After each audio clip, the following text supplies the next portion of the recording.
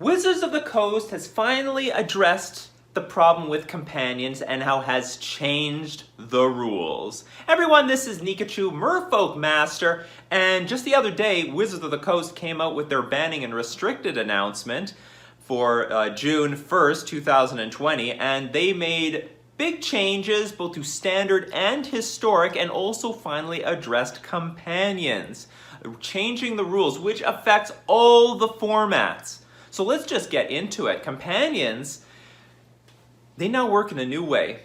You have to pay 3 mana as a sorcery to put it into your hand. This is a special effect that is not going to use the stack and cannot be interacted with whatsoever. They're trying to preserve the spirit of the commander, the 8th card in the sideboard, the narrow deck construction, unique aspect of building around these companions without having to ban them. Now, this does change a lot of things. It makes them super clunky, incredibly clunky. I mean, if you take Yorion, for example, a control deck that's playing Yorion, and basically all decks playing Yorion are control decks, they don't want to tap out to play 3 mana. Imagine doing that in Modern. That means you can no longer play like Cryptic Command and instant speed. Maybe not play any counter spells. You can't play Snapcaster Mage into Path to Exile or anything like that. You're basically tapping yourself out. Even if you have 5 mana out, or between 4 and 5 mana, paying 3 mana basically says as a control deck, I'm tapping out, I can't do anything right now. And so it's going to do 2 things. It will slow the player down usually by an entire turn, and it's also going to give basically a heads up, a warning to the opponent, all right, you better deal with this next turn. And by the way, you put it directly into your hand now. It doesn't come from directly from your sideboard into play. You put the companion in your hand, so now it can be interacted with Inquisition of Kozilek, Thoughtseize, pending the companion that you're using. Especially Thoughtseize. So now there are more ways to interact with this card. Not to mention, if it's the only card in their hand, your opponent can use Kolaghan's Command to make you discard the card, for example. So they're now, they've slowed that thing down significantly. And a lot of people are crying like, oh, well now the companions are dead. They're gone. Say goodbye to the companions. Which I don't really know if anyone's really complaining about that. But I'm not sure if we're actually going to see goodbye to the companions. There was a lot of them that barely didn't see any play at all. And then the ones that did see play, let's talk for example, Lurrus. Let's start with Lurrus. Lurrus possibly is still busted. It's possible. Even when I'm up against these black-red prowess decks, they're not playing Lurrus immediately. They're not even playing Lurrus on turn 3. They're not even, they have Lurrus they're in their sideboard, they could play it, they don't, because they want to hold up other interaction. And so they might wait till turn 4, turn 5, to play their Lurrus, and then back it up with more interaction, they'll use 3 mana, get the Lurrus in their hand, and then use their spare mana, the 4th and 5th land, to interact with their opponent, and then start going crazy with Lurrus later. I think the Lurrus decks, because they're more grindy, have a lot more room to just wait it out, and that 3 mana tax is not significant because the spells are so cheap. The deck is full of 1 mana, 2 mana spells anyway, so you're not losing too much to pay 3 mana, and then with 1 or 2 spare mana, because you made your 4th and 5th land drop, still interact with the opponent. So I think the Lurrus decks have the most to gain out of this, and we might still see Lurrus dominating in the metagame. Not to mention, some decks that benefited off of Lurrus, like Devoted Devastation, they have infinite mana combos that are going to completely ignore the tax that now comes with companions. Now, it's also possible that the Yorion decks, while they cannot aggro out Yorion, will still use it. Alright, so how hard is it for a control deck to just wait till they have 8 lands in play, pay 3 to get Yorion in hand, and then play it immediately? How hard is that? I don't think it's too hard. You've played against control a million times. The games go long. It's not I know control these days is a little bit more beat down than it used to be, but all things considered, a lot of games go long. And it still isn't that big of a deck building cost for the Yorion decks. We looked at those control decks. What was the deck building cost? You add like a third or fourth Uro to your deck. You add like an extra Jace the Mind Sculptor, an extra Teferi Time Reveler, an extra Teferi Hero of Dominaria. I mean, it's basically the same damn crap, but they just went up on all those cards. And then, you know, Gyruda. All right, the Gyruda in your sideboard is more expensive now. You have to pay 3 mana. But the Gyruda decks were just playing with extra copies of Gyruda in their main deck. Maybe it's just smarter to throw the Gyruda in your main deck anyway. Have 4 Gyrudas in your main deck and you just look for them. But I don't know what the total solution is for that, but I think Gyruda will still be, you know, something like it was before. And then there's like, you know, any deck that played Gigantha that had no cost at all to play it, they're still going to run Gigantha. You know, if it costs 3 more mana, then so be it.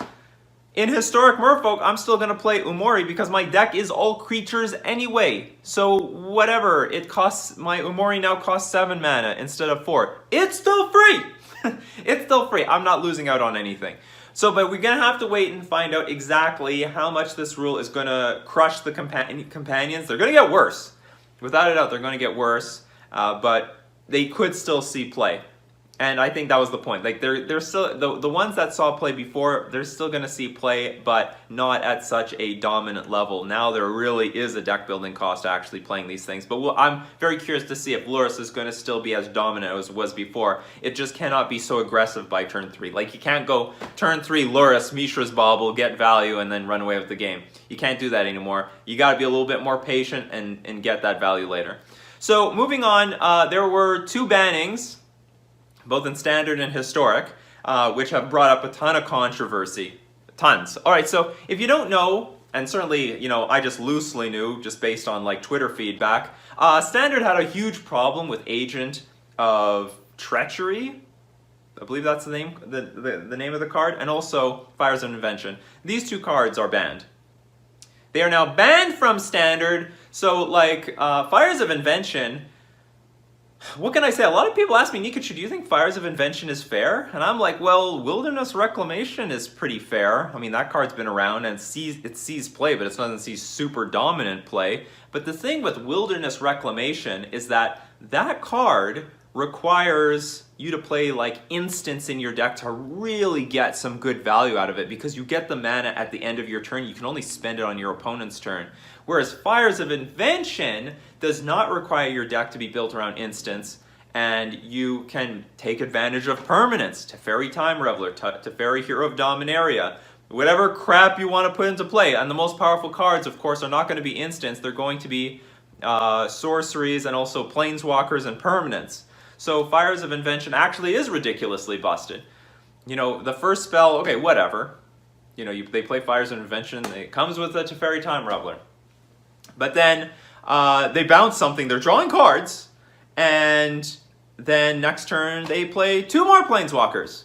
And then now, like, you know, the turn that the Fires of Invention came out, like, well, that wasn't a big deal. But then after the 2 Planeswalkers come out in the next turn, like, that's a huge deal. So they've banned the card. Agent of Treachery like went way too far in Standard. But here's the problem. So here's the huge problem. No, I don't think anyone argues the bannings of Standard. But they made the same bannings in Historic. Now, make no mistake, the real problem in Historic, and probably has some play in Standard as well, is Winota. Winota is bullshit. This is a bullshit card.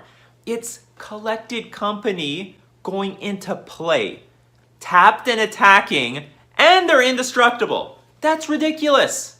How the hell do you design a card like this? So Wizards of the Coast says, you know what, Agent of Treachery and Fires of Invention. And Fires of Invention, definitely, that Fires card was worth banning in Historic. I thought that was a huge problematic deck. It wasn't my most hated deck.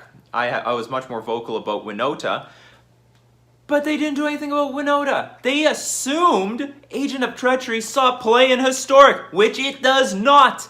They banned Agent of Treachery and Fires of Invention because they thought that the problems in Standard were identical to the problems in Historic. This just proves to me Wizards of the Coast doesn't playtest this format. They're not even playing it at all. If you play the format, any random fucking employee could tell you that, hey, whoa. Agent of Treachery doesn't even see any play. Why are you banning this? this card doesn't see any play whatsoever. Nothing. And they banned the damn thing. You know, I know it's a bit of a meme when people say, oh, Splinter Twin did nothing wrong. Oh, Mox Opal did nothing wrong. Well, Agent of Treachery literally did nothing wrong in Historic. I don't know. I saw it once or something. The real combo is Winota into Angrass Marauders. That combo is ridiculous. That doubles the amount of damage that is being, like, basically thrown at you, which can come at all angles. And if there's two of those Angrass Marauders, it doubles it again. There was this game where I thought if I made the right blocks, my opponent would only deal 18 damage to me, but they had two Angrass Marauders out, and I didn't know that this ability would stack twice. And, well, I mean, I had no good blocks either way then, but I got hoofed in the face for 36 damage at a fresh 20 life. I'm like, oh my god. This is ridiculous. I mean, my blood was already boiling for Winota. Winota is serious crap, and she should have been completely banned from this format. And instead, Wizards of the Coast bans a card that doesn't see play in this format, and therefore doesn't change Winota at all. Nothing at all. So the Winota decks are now just, I see it like once every 3 games in best of 1 in Historic Rank. They haven't changed at all. They've now got stronger because some of their other Predator opponents have dropped. The Fires decks are gone, so now the only thing left are the Winota decks, which have been untouched, completely untouched. Anyway, I think that's ridiculous, and I don't think this happens with Wizards of the Coast very often, where they like ban a card when they have no experience with the format. But it appears that this is some rare situation where they end up doing that, because if they play tested Historic to any degree at all, they would have seen that like Agent of Treachery just doesn't see play in this format, and the Winota into Angrath Marauders is the real combo that they have to address. So now I was looking forward so much to this banning and restricted announcement, and then they don't touch the actual problem that I have with the format. Now what, I gotta wait another 2 weeks for this? Gotta wait another 2 weeks for Wizards of the Coast to wake up? Come on, somebody play test that format. And should that be a thing? Like, should Wizards consult particular players who are devoted to a particular format, and like then ask them questions, what do you think about the format, you know? What about this card? What do you think about this card? And then if they ask me about Agent of Treachery, I was like, what about... No one sees... Agent of Treachery doesn't see play. I've never seen that card in this format before. And then be like, oh, well, okay then. Oh, we were about to ban that thing. You see, they didn't consult anyone who was actually playtesting this format. So anyway, that was a very disappointing announcement. But aside from that, the banning of Fires is interesting. I don't know if people are upset about that. I was like, I didn't see that deck too much, but I have to admit that I didn't win against it very much, because if I did not counter Fires of Invention, I was just going to get blown away by massive value over the next 2 to 3 turns that I could not come back from, because my opponent is playing basically 10 mana worth of stuff, like 9 to 10 mana worth of stuff every single turn. So I would love to know what you think about these bannings and also the changes to Companion. How does that change your perspective of Companions? Are you going to still play with them? Are you dumping them? Are you going to play something else? Let me know in the comments section below. This has been Nikachu, Merfolk Master, talking about the BNR announcement that happened on June 1st, 2020.